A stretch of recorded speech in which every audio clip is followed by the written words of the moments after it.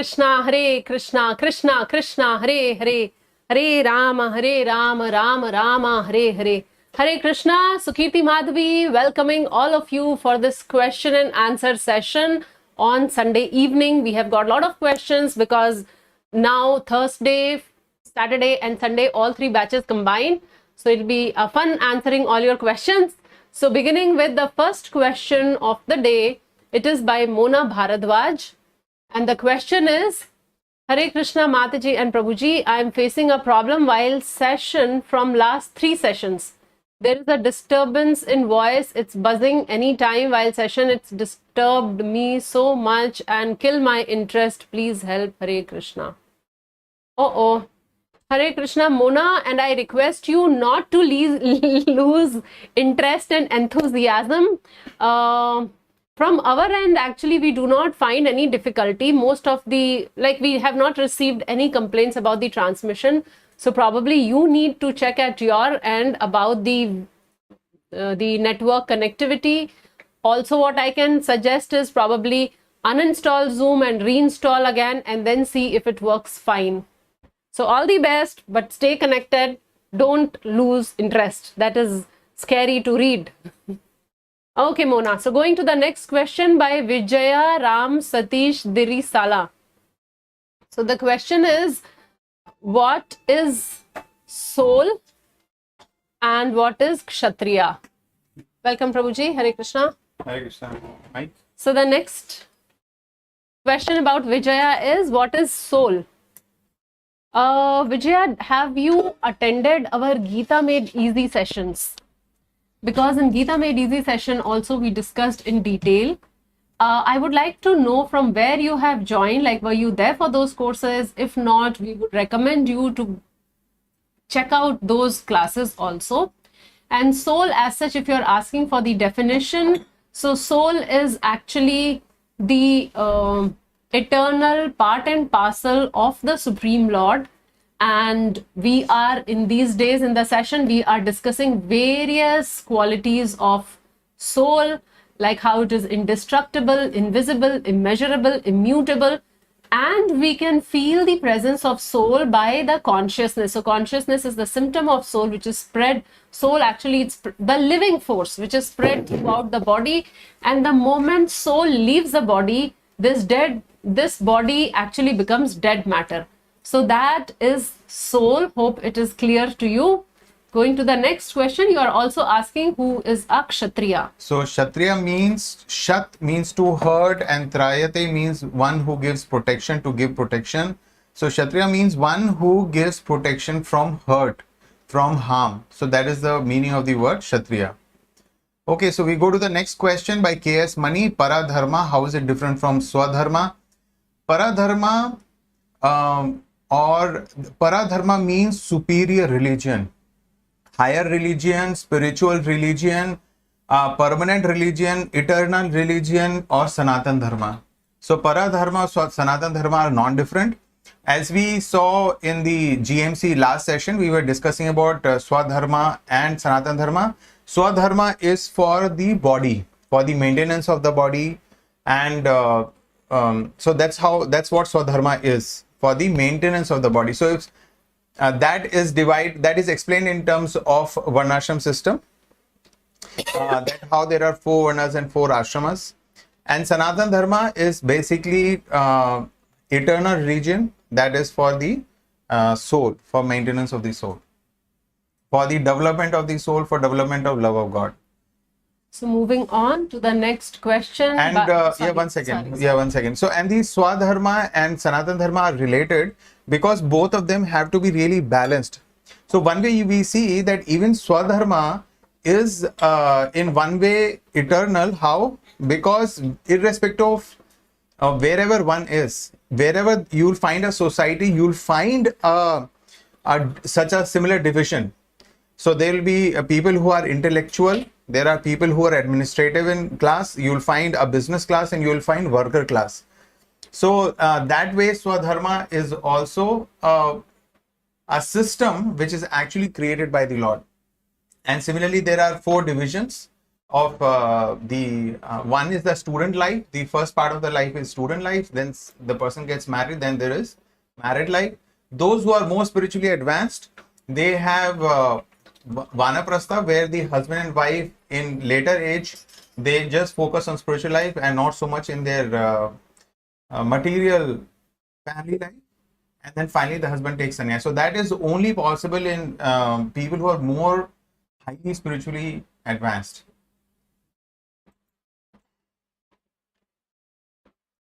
So hope that answers the question. Moving on to the next question by R. Akash. Hare Krishna, is infamy and infamous same? If okay, so infamy, yeah, infamy, when a person becomes infamous, then what he gains is infamy. Like how when a person becomes famous and his fame is spread throughout, so similarly when a person becomes infamous and that brings him infamy. So yes, that is the same. Your second part of the question is, if he, his and him are neutral, then from where and why did she and her occur? So the language, this English language is like that, that there are, this can be used for multiple purposes. So whenever, like for example, we talk about mankind, we don't say womankind. So mankind is a neutral word and women are also included in that. So that way when we are saying, so at times it is taken as neutral and both are included in that. So this is what it means when we are talking about he being a neutral word. Going to the next question by Lakshmita R. So Lakshmita is asking how to balance material and spiritual education. So very good question, Lakshmita.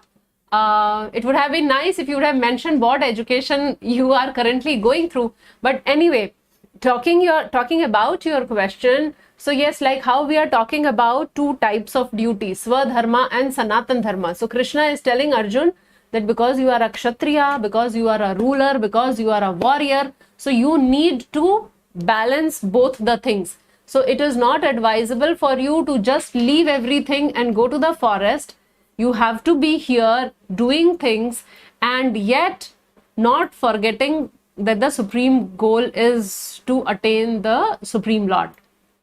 So similarly, for each one of us, wherever we are situated, a student, a housewife, a working woman or man, whatever is there, we need to bring in a balance and we have to always focus in a way that whatever, like for example, what education I am choosing. Now that particular education, is it harming my spiritual life or is it supporting my spiritual life? So there are, like for example, there is main objective and then there are secondary objectives, primary and secondary. So in life, for taking all decisions, main or primary objective should be our spiritual development, our spiritual advancement. So we are not saying that we leave material life, but what we do is we try to balance it in a way that the focus is spiritual life. So when we are taking decisions regarding education, so like as I was telling you that for education, again we have to see that what type of thing I am picking up. Like suppose, I'm just giving an example. Suppose if I choose to be a lawyer and I understand the profession of a lawyer, and if you want to earn money, then you may have to not be honest all the time, or you may have to, yeah, for the job's sake. Or another example could be if I am working for a leather factory.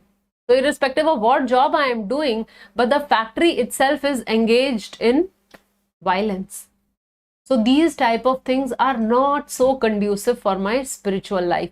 So that is how we choose, we make choices about our education, about our career, about overall our life, keeping the spiritual thing in the center. Okay, so we'll go to the next question by Mathura Vallabh Govindas related to Bhagavad Gita 2.37 to 2.38.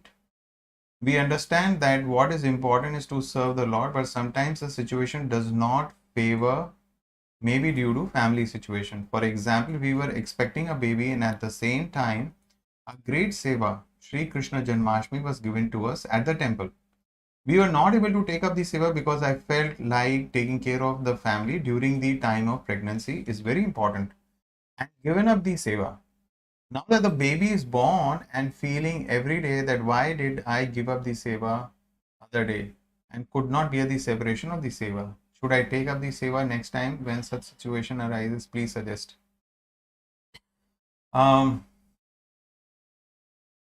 So Mathura Vallabh Govind Prabhu, I think you took the right call, because of course, when there is a service in the temple, we are very excited and we are actually very privileged and fortunate to have received such an opportunity for a service like that, especially on Janmashtami. But the family needs and requirements are also important, especially in the given situation. So if your spouse is pregnant and then she needs support and she needs help and whatever, so that has to be done because you are the husband, and that is also a very important responsibility that you have. So we should not lament, because I'm sure Janmashtami comes every year. So if it was not last year, this year, if you could not do that service, I'm sure next year you can request for a service, because you'll be more equipped and you can render that service next year. So I don't see any reason why we should lament, and we should see everything. See, at home also, um, we are trying to raise a Krishna conscious family, seeing to it that our spouse and our children have a Krishna conscious environment, future. So for that, you also have to give time and you have to provide sufficient care and love. So that is important. If the spouse doesn't feel loved, because at such a time she would need so much of your attention, care, love, and presence, physical presence. So with that, she will feel that yes, you care, and that is primary to our cultivation of Krishna consciousness. So I think you took a right call, and we don't have to really feel really so bad about it. I hope that answers the question, and if there are some more queries, you can definitely write back to us. So next question is by Kalapati Ramu Sheshadri. I have heard that the soul has two entities, Atma and Paramatma. Do they represent the good and bad present in a person? Depending on how much good or bad a person does, the karma takes this person to a suitable body. If the soul is eternal, does it mean all souls have a registered identity like PAN or Aadhaar card, and only a fixed number of souls are there in universe, since the soul is neither created nor destroyed? So there are multiple questions. So there are multiple questions and we will try to answer one by one. So the first question is, do they represent the good and bad present in a person? So no, Atma and Paramatma, if we translate it in English, it is soul and super soul. So super soul is the element of the Supreme Lord, which is present in each one of us. So along with each soul travels the super soul. So we have been changing our bodies since time immemorial. We acquire one body, we stay in that, we try to enjoy there, and after some time we get into another body. So like that we keep changing bodies, and like right from the body of an insect or a worm or a bird or a fish or an amphibian or a reptile or whatever body we acquire, the super soul always travel along with the soul. And the super soul, it is described, or it is rather compared, that there is a huge tree, and in that tree two birds are sitting, and one bird is eating the fruit of the tree and the other bird is just observing what the first bird is doing. So similarly, the Atma and Paramatma, or soul and super soul. So we as soul, we are busy enjoying this material world, which is compared to the fruit of the tree. So we are busy enjoying, and simultaneously Paramatma is just observing what all we are doing. And the moment this one bird turns towards the other bird, or like when we take the shelter of Paramatma, then he starts us guiding. So he starts guiding us from within, and in the form, an external manifestation in the form of our spiritual master, through the scripture. So that is how the super soul starts guiding. So this is what is the relation between soul and super soul. Soul, for each body there is a different soul, whereas the super soul is the same. The super soul pervades in all living entity, and yet it is the same. Going to the next question, in your question, that if the soul is eternal, does it mean all souls have a registered identity and a fixed number of souls are present in the universe? So yes, there are unlimited numbers of fixed numbers of souls. Actually, these souls are unlimited in number. So for us, again, things like unlimited, eternal. I mean, we have no idea what it means, because everything we believe in counting and quantifying, but then there are actually unlimited souls. And yes, so talking about the registered identity, I don't know how their system works, whether we are assigned a registered identity or not. I have not come across that anywhere. But then yes, soul can neither be created and nor be destroyed. Maybe we can say one thing, that all the living entities are personally known to Krishna. Yeah. Because with every soul, Paramatma travels. So Yes. the Lord knows each and every living entity, and Lord does not want does not need a system like PAN or Aadhaar card, right? Because we cannot have an idea how many people are there in this universe, in this planet, in India. So that's why we are putting a Aadhaar number on every person.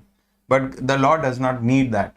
So he is so powerful, he knows all living entities. In this universe, in the other unlimited universes in the material world, and every living entity in the spiritual world. Okay, so next question. Krishna Kumar, Tamil Selvam. So the question is, eternal associates like Arjun and Parikshit are willingly used to give their best for Krishna. That's all. But the complete activity, arrangement and results are produced by Krishna only. Krishna Kumar, what I can see is that if we look at Arjun's life, so yes, Arjun was the most powerful warrior and he had remarkable abilities, Kshatriya abilities, and everything was remarkable. But when then we see much later, when Krishna left the planet, he moved on, Supreme Lord went back to his abode. Then we see that Arjuna was given the responsibility to bring back, some of the residents of Dwarka, and that's a time when he was trying to he was trying to string his bow. He could not do that. His bow was taken away by some dacoits, and then he could see that his ability which was there in the presence of the Lord is no longer there. So he realized that how by the grace of the Lord he had become so empowered. So yes, Lord arranges like that. Okay, so next question is by Nagesh Moholkar. Hare Krishna. It is said in Mahabharata that whoever will die in Kurukshetra will go to Divya Loka, such as heaven, after death. It is stated by Krishna also in Bhagavad Gita, 2nd chapter. Nagesh, if you remember, we are discussing that session, that particular verse in the just concluded GMC sessions. I have a doubt here that the Kauravas who were on the side of Adharma, had envy and hatred for Pandavas. They even tried to kill them in Lakshya Graha, tried to disrobe Draupadi. So in spite of all these bad misdeeds, how did they enter heaven after death? Yeah, because they were killed in the battlefield. So we see that, Nagesh, so many things we have to remember. You remember we discussed about Kurukshetra. Kurukshetra was a battlefield where King Kuru had entered into an agreement with Indra that anybody who will die in Kurukshetra, either performing austerities or in a battle, they would be accepted in the heavenly planets. So I remember discussing that right in the first session of Gita Mastery Course. And here also Krishna is saying that anybody who, that the Kshatriyas actually look forward to such a opportunity of fighting. Why? Because in such a war, one after leaving the body the doors of heavens are open. So that's what Krishna is saying in Bhagavad Gita. Okay, so we have another question by Nagesh. Are we taking it up? Yeah, because that question is very interesting for others to learn. There are things to learn. Okay. So the next question is, what is the process of offering food to Supreme Lord? What do we have to speak while offering? And do we have to do it every time before eating anything? Or is it okay if we offer something to Lord once after we do deity worship in morning? And should it be done by one person in a family and everyone has to do it? Or everyone has to do it? Like we do deity worship in the morning, which is done by me or by my father. After it is done, we offer naivedyam such as sugar, jaggery, milk, etc. So is this enough, or we have to offer every time before we eat in the whole day? So thank you for that question, Nagesh. This is a very important question for all of us to learn. So now we would discuss a little bit about this process of offering. when we say that offer to Krishna and then we eat whatever we eat. So now there is a set of mantras. So one is not qualified to offer directly to the Supreme Lord. We have to go through the Guru Parampara. So that is why the first mantra what we chant while we offer to Krishna is the Pranam mantra of our Guru.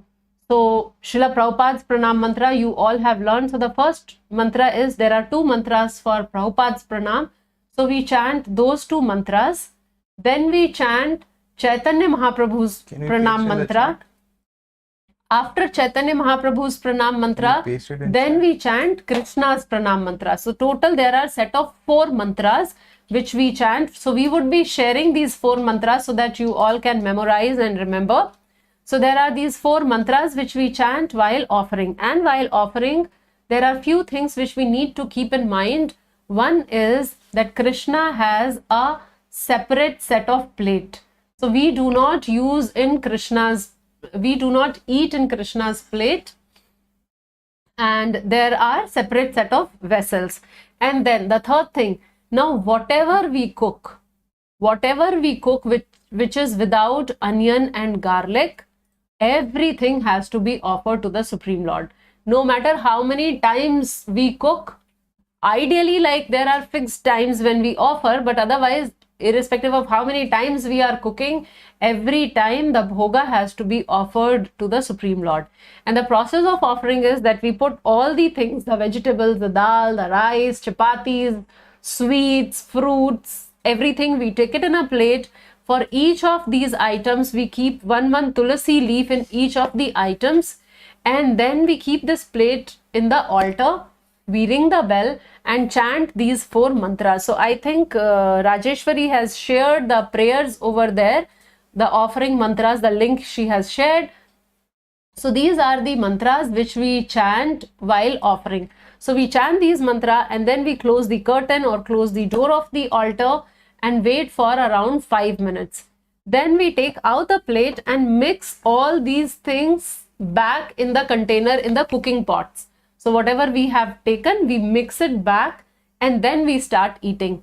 So one of the question what you have asked is that whether sugar, rice, jaggery and milk is enough or we should offer everything. So my answer to this is that offering is one. What happens by offering is we are expressing our love and gratitude. 2, it purifies whatever we are eating. So do you want only milk and jaggery to be purified, or you want all the food to be purified? So when we offer, it is actually the karma free food. So we are not only vegetarians, but we are prasadatarians. So we eat only prasadam. Why we eat only prasadam? Because it is karma free. Otherwise, even if we are eating vegetable or rice, we get some karmic reaction for that. So that is why by this process of offering to the Supreme Lord, it becomes karma free. Now one more point, Krishna says in 9th chapter of Bhagavad Gita, Patram Pushpam Phalam Toyam Yome Bhaktya Prayachati. So whatever we offer with lot of bhakti and devotion, that Krishna accepts. So that bhakti is integral part of offering. So we should not offer like a ritual or an exercise, but with lot of love and bhakti we offer the bhoga to the Supreme Lord. So hope this whole thing is clear, Nagesh. If you have any other question, you can ask. You have also asked that we have to offer every time before we eat. Yes, we have to offer every time, whatever new thing we are eating. So suppose if morning you have already offered rice, afternoon you are going to eat the same rice, then you don't offer.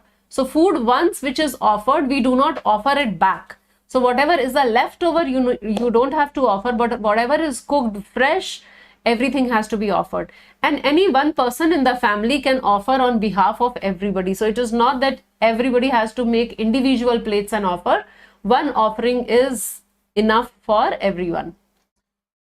So guess we have covered all his questions. So if you, in the background, you can see this is, so that link is very, very good link. All of you can click it and save it. And we have just copied the text from there and you can see it behind us. Don't click the link now because you will go to that page and you will lose YouTube. Yeah. Okay. So So if you can see behind us, there is this Namo Vishnu Padaya. That verse is the offering respectful obeisance to Srila Prabhupada. That's the first verse that we chant 3 times. And then is Namo Mahavadanyaya. That verse we chant 3 times. That is for Lord Chaitanya. And then we have Namo Brahmane Devaya Go. So that verse we chant 3 times. That is for Lord Krishna. And then we have Panchatattva mantra and Hare Krishna Mahamantra. So after that, we the process of offering through the mantras is done, and then we wait for a few minutes, as Sukiti has explained in great detail, and then the offering is done, and then later we can take it out. So that's how the bhoga is offered. Please send it in WhatsApp. Yes, We will send this whole procedure in WhatsApp. Also, some of you are asking there to have a session on Ekadashi on how to fast and the process. So we ensure you within this week we will work out something, and we would definitely share with you about the Ekadashi. So when is the next Ekadashi? We have some time. Next week. So before next Ekadashi, we will share the details, and we'll be very happy if you all would start observing Ekadashi. Yes, we will share these prayers on the WhatsApp group so that you all have these prayers. Can the tulsi leaves be chewed? So if you can avoid, that's good. Yeah, Okay. I mean, if you can just swallow rather than chewing, then it is better. Yeah. I mean, if you can avoid, if it's don't choke possible. yourself. Don't Yes. choke yourself.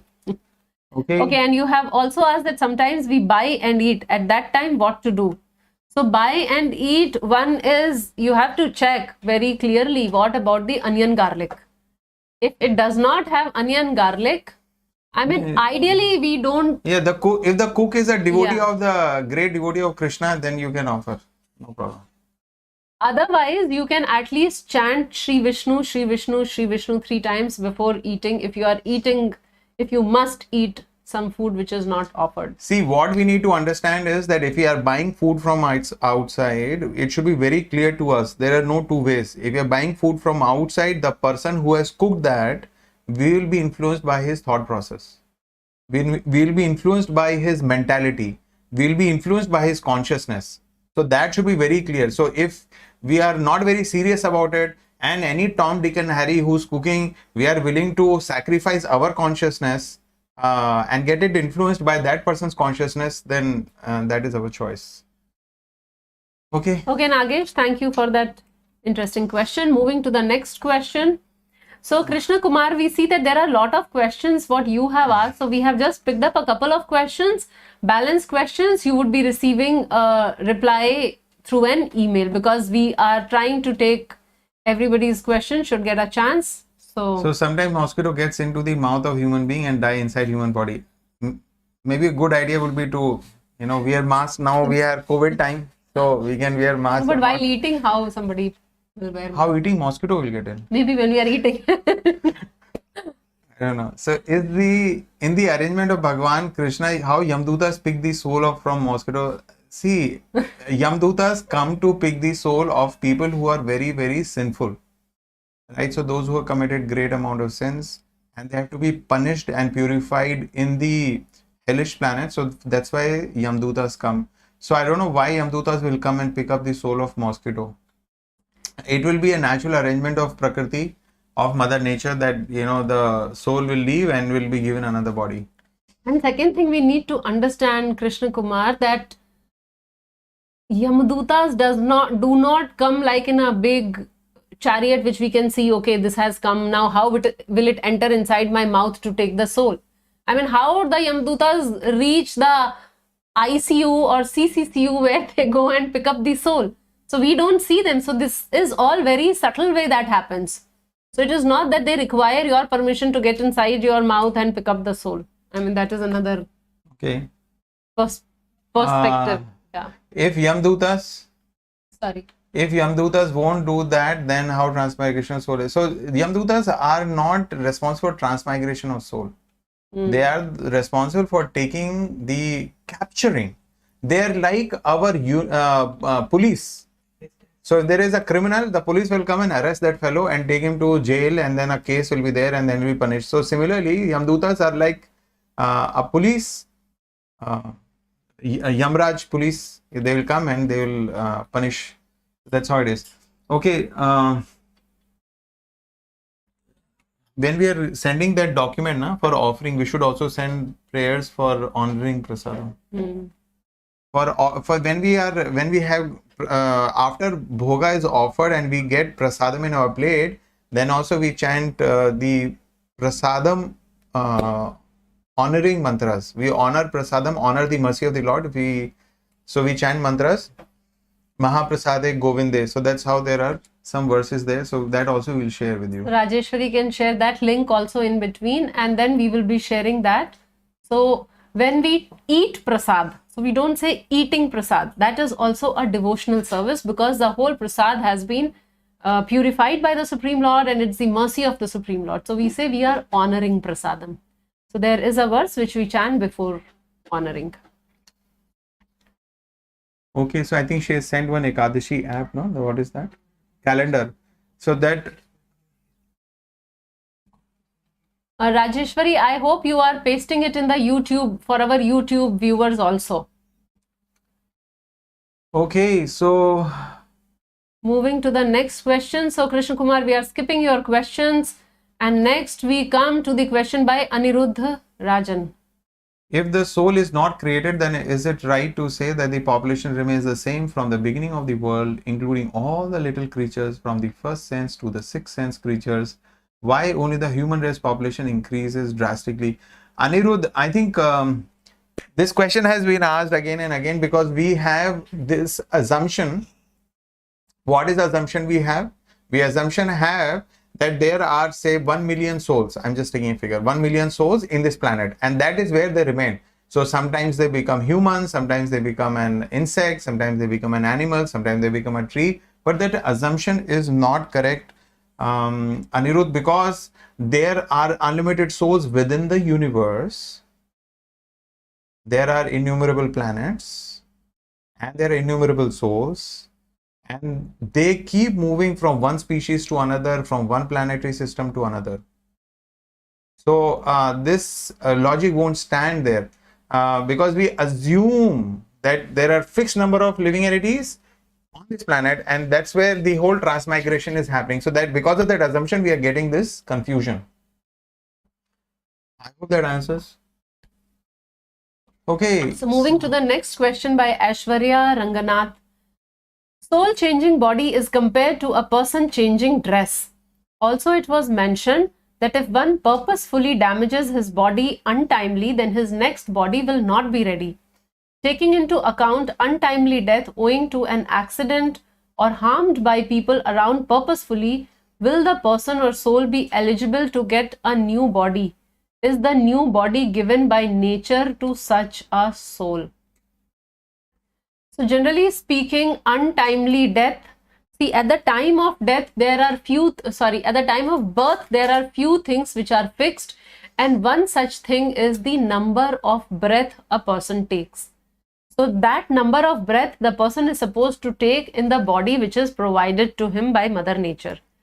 So now, if this body is snatched by somebody, or if someone willingly damages the body and commits suicide, in both the cases, the number of breath is fixed. So the person has to wait for the new body. So the new body is not immediately granted.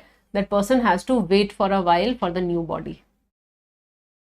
Okay, so next question is by Dr. Manoj Kumar Gupta. The age is fixed or can be extended also. As per Ayurveda, it says that Ayu can be increased. Few say that age can be extended by the blessings. Please clarify. So I think part of the question was already answered. The other part was also already answered. So, I mean, this is what is described in the astrology. It's a Jyotish Shastra that is explains that at the time of birth, the number of breaths are already fixed. And but of course, by receiving the blessings of the Lord and his devotee, anything is possible. So that is there, but usually that is the criteria. Second question, as you told, if we damage our body, then we will be without body. If someone damages our dress, then what will happen at the same time? Kill us. Will we be without dress? Of course, we will be not having the physical existence, physical body. Third, soul has size. It tells that it has shape also. So soul has a fixed shape or it changes shape also. So that we remember, no, we heard the word, Krishna used the word sthanu. So yeah, it has a fixed form. So moving to the next question by Aradhana Singh. I have a question. We know that Krishna is the cause of all causes. Not even a blade of grass can move without Krishna's permission. So how can we realize that we are responsible for a particular work? How can we understand that we are responsible for a particular task we did? Please explain. So now, Aradhana, there are, like for example, we always say that at any given situation, we have a choice. We call it free will also. So we always have a choice, and Krishna does not choose for us. He puts us in a situation where we make choices. In fact, here in Bhagavad Gita also towards the end, we will see that Krishna tells Arjuna, Yatha ichhasi tat kuru. You do what you want to do. So he has explained, but he does not take the decision on part of Arjuna also. So similarly, Krishna keeps giving, or the Supreme Lord gives us choice at every junction. And based on what we choose, the result of that choice is predestined. So if you choose A, what is the result? If you choose B, what is the result? If you choose C, what is the result? So that result portion is fixed. But this is not fixed that whether you are choosing A or B or C. So in that sense, if we see that we are responsible for a particular task, what we are doing, because though the result of that action is fixed, but what action I am taking, that is in my hand. And that is why, if you remember, during our GME sessions, we were talking about 3 modes of material nature: goodness, passion, and ignorance. So based on what mode we are in, that mode influences the choice what we are making. So hope that answers your question. Now again, going back, so mode depends on various things. We discussed in detail in chapter 14, 17 and 18 about the modes of nature and how it impacts our overall lifestyle. So that is how we can understand. You want to add something? No. Okay. Okay, next question is by Dhriti. May I know how to calm down the mind? May I also know how does Krishna serve you as his friend if you serve him well? May I know what is the meaning of soul and body in terms of psychology? At Sukirti, ma'am. So 3 questions. So the first one, may I know how to calm down the mind? So like, I am assuming, Dhriti, that you are a part of our Gita Mastery course. And if you stay back when the session gets over and we have this share and care session, and there we hear from so many others that how just by chanting Hare Krishna Mahamantra, their lives are transformed. Like, we have heard so many people, so many of them who come forward on their own voluntarily, and they say that they came in touch with ISKCON through Gita Made Easy course, which is like probably 5-6 months back. And from then till now, though there were a lot of problems in their life, though there is a lot of negativity in the surrounding environment, and yet they feel so peaceful and they feel that they are better version of themselves. So how that is happening? When we give spirituality a chance, when we start chanting Hare Krishna Mahamantra, when we associate with the Supreme Lord.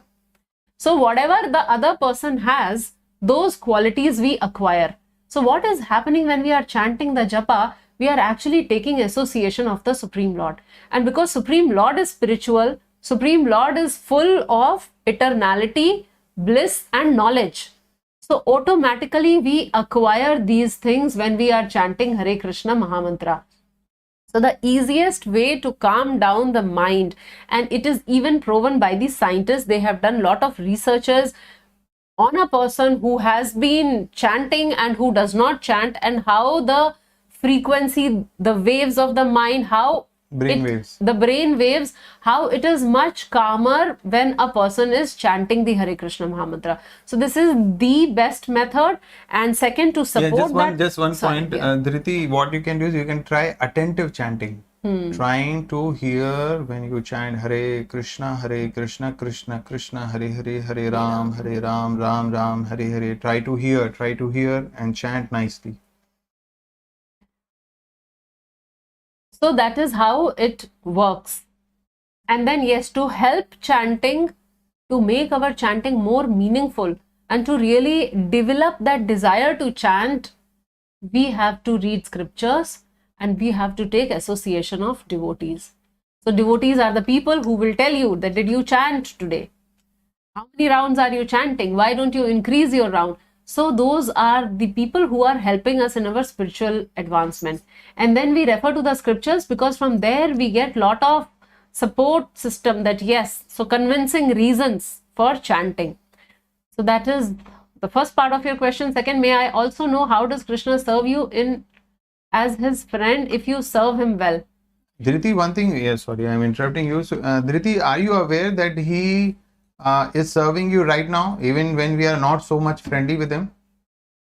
He is residing in our heart as Paramatma. He, under his supervision, we are getting this body, we are getting these senses, we are able to breathe, we are able to function in this body. We have a functioning body. In previous life also he was there. He arranged a different type of body that time.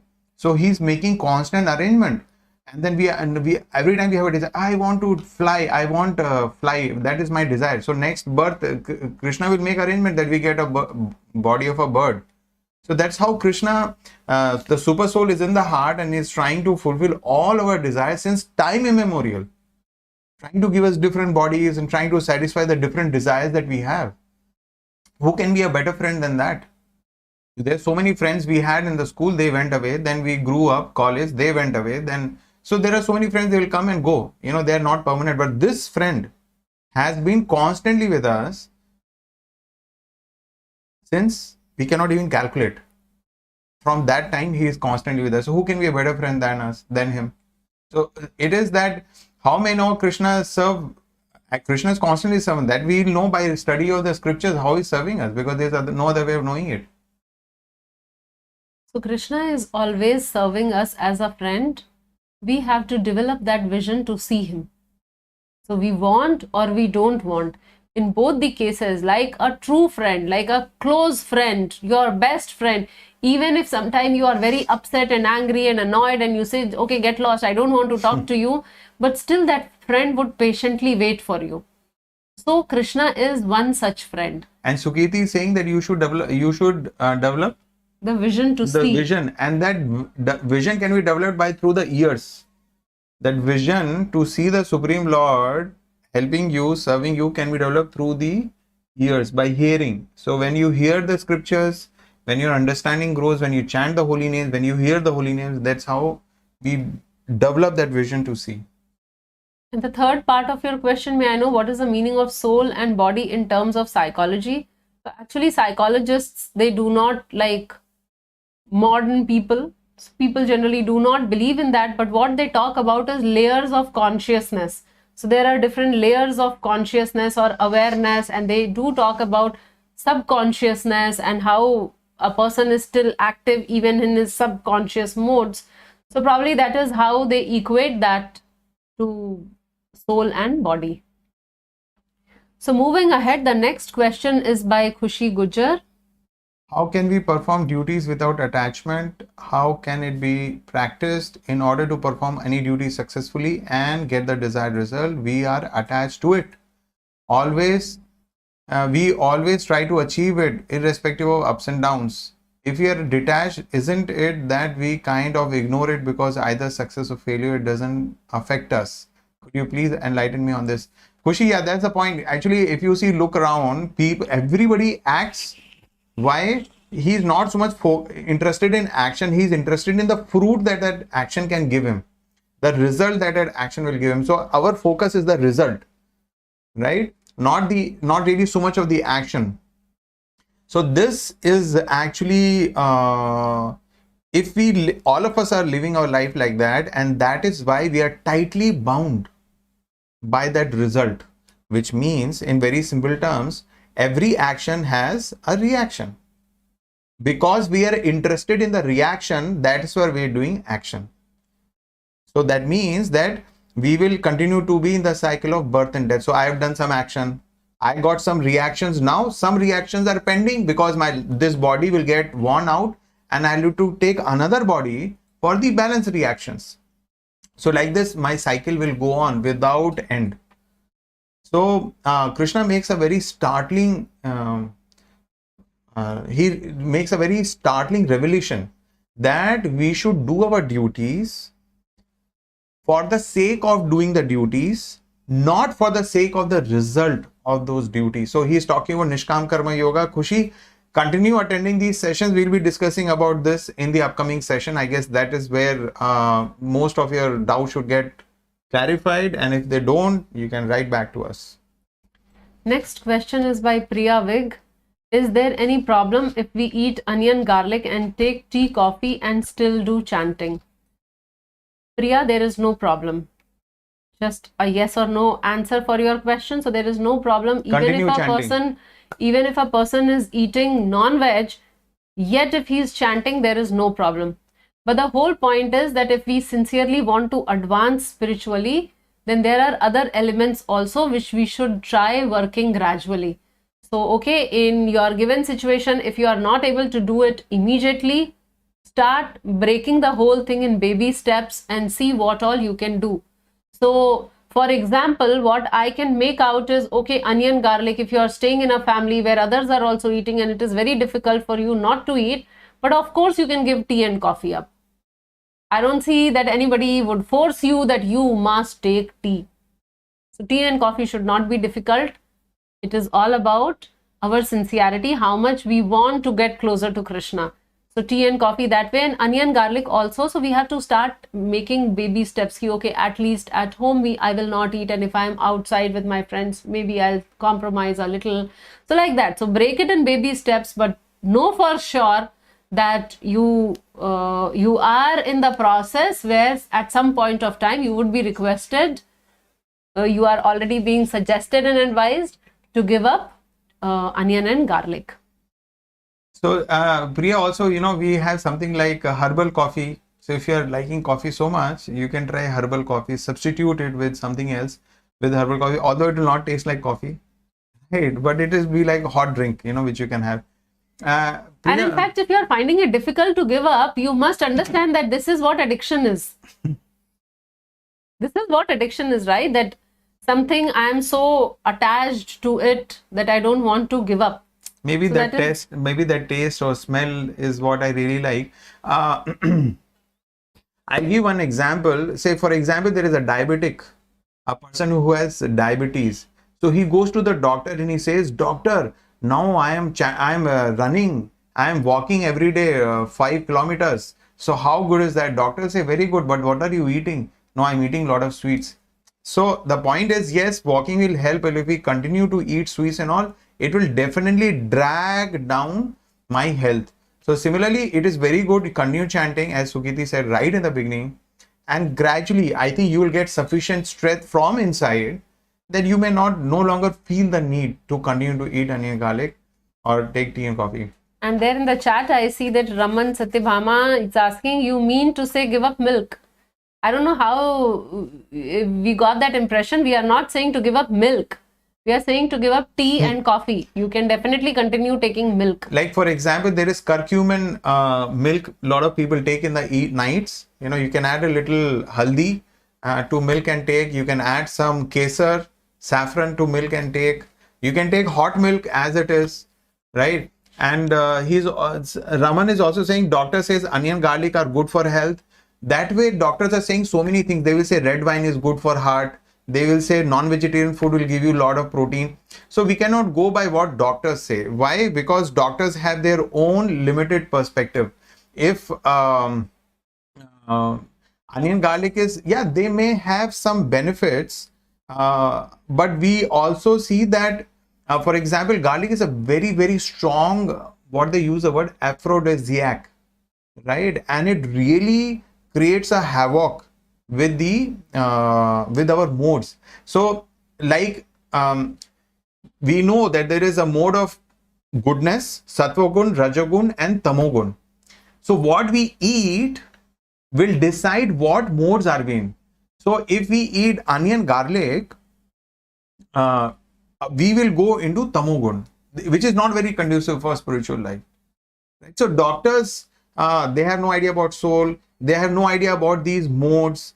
They don't have a spiritual goal, neither for themselves. I'm not talking about devotee doctors, but generally doctors don't have spiritual goals. They are looking at the human body as a machine, and they want to cure this machine.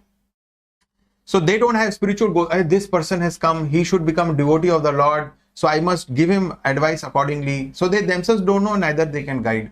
So we cannot really go what to eat, what not to eat, as exactly what doctors say.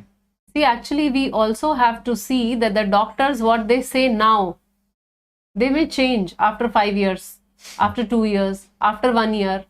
Sometimes they say that this particular thing is very good, and very soon they come up with another set of scientists may come up with certain things that, okay, so but this is carcinogenic also. This problem is associated with that. So they come up with some proposal. Yeah, they propose something, and after some days they actually counterattack the same hypothesis what they make.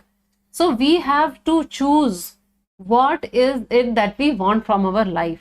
If we really want to progress spiritually, then we have to give up onion and garlic. We have to, yes, because it will hold us in the lower modes.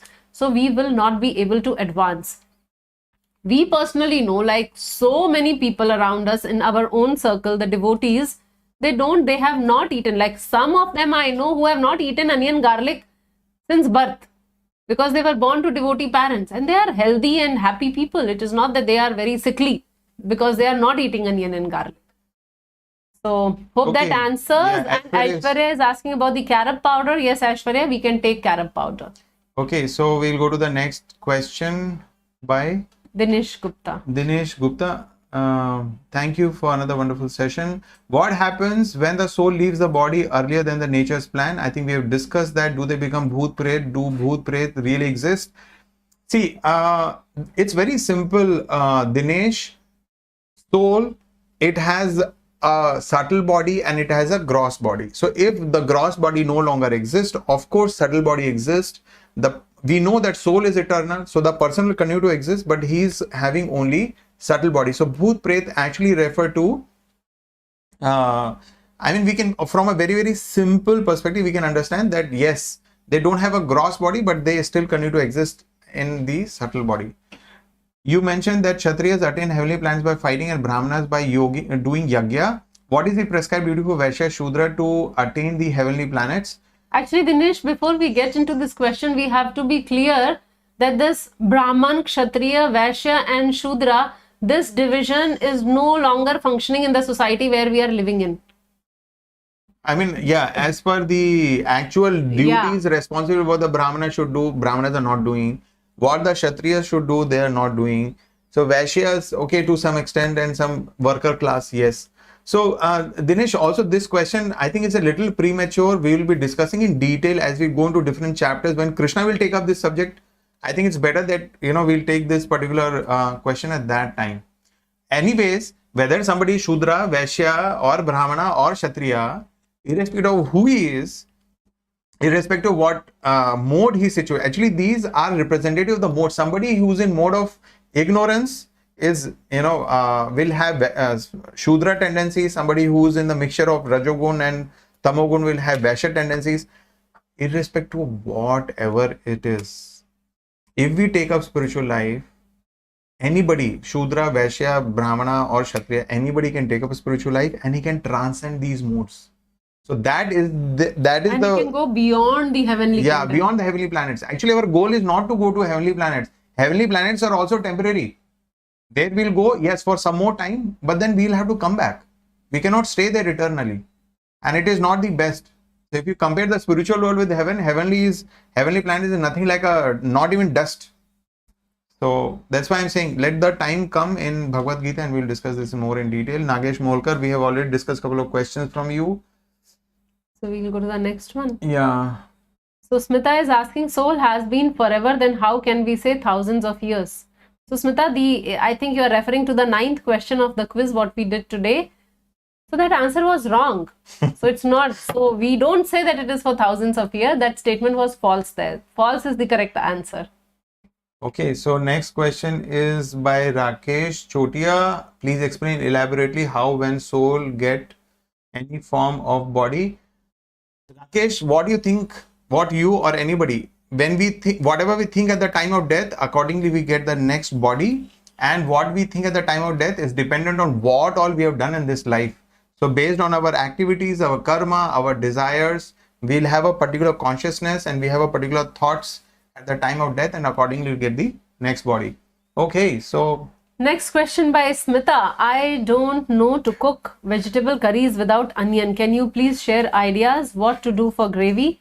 I have this habit of checking or tasting salt while preparing curry. So how to offer Krishna?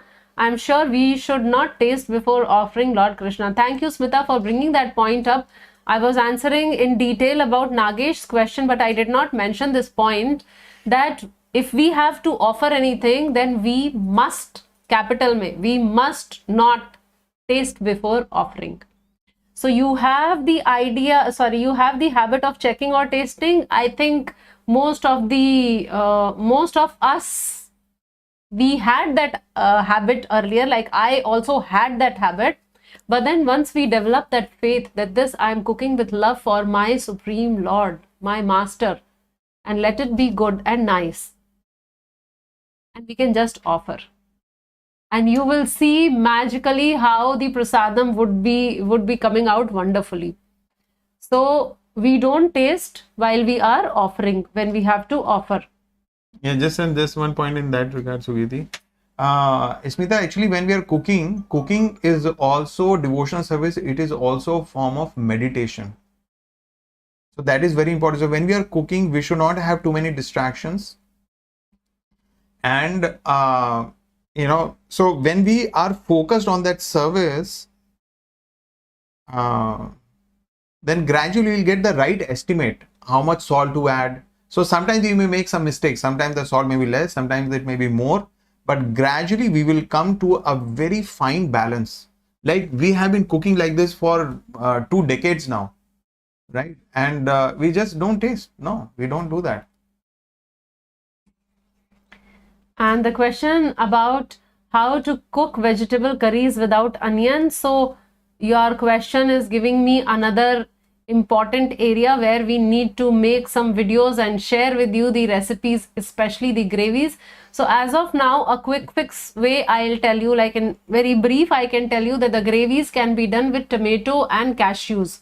So you can boil both tomato and cashews together and puree them and season it according to whatever your likings are, the masalas. Okay, yes, while adding masala also, please be careful, because these masalas which we purchase from outside, many of them, like there is this Kitchen King masala, so it has onion powder. So we have to be very careful in terms of buying the masalas also, what masalas we are using that. So anyway, so one quick recipe, sorry, the gravy what I was telling you is with cashew and tomatoes, less cashews. Like if you are, let's say, taking 4 to 5 tomatoes, then probably 5-6 cashews would be enough to give that thickness. Other option could be, generally what we do is little cabbage and we roast it in the ghee or oil, whichever you are cooking, and then we add the tomatoes to that, and then we grind and puree and make the gravy with that also. So there are few things we will come up with that also. We would be sharing the recipes of no onion, no garlic cooking with you. So now it is 6:02 and we will take your leave. So those of you who did not get the answers today, whose questions we could not cover, will be receiving the emails about the answers to their questions. So thank you all very much. Hare Krishna, Hare Krishna, Krishna Krishna, Hare Hare, Hare Rama, Rama Rama, Hare Hare. Srila Prabhupada ki jai.